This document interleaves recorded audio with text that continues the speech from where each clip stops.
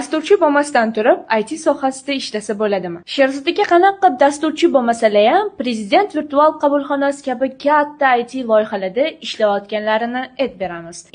End iqtisodiyot yo'nalishini bitirganlarida IT zo'r rivojlanayotganini ko'rib, rosa IT kompaniyada ishlaganlari kelgan ekan. Axborot tizimlarini yaxshi bilganlari uchun niyatlariga yetib, Uzinfocom IT kompaniyasiga ishga kiribdilar. Lekin ularni qiladigan ishlari dasturchilarni boshqarish bo'lgani uchun ishlab ketish rosa qiyin bo'libdi. Shunda bo'lim rahbarlari Sherzod, ITni o'qisangiz kam bo'lmaysiz, ancha zo'r rivojlanasiz degan ekanlar. Shundan keyin dasturchi bo'lmasalar ham bu sohani chuqur o'rganib ketibdilar. O'zingiz baribir kod yozmasangiz, afsuslanmadingizmi shuncha vaqtingiz bilan pulingizni ketkizganingizdan deb savol bersam, agar bu bo'limlar menga shuncha yordam berishini bilganimda, ancha oldinroq o'rganardim.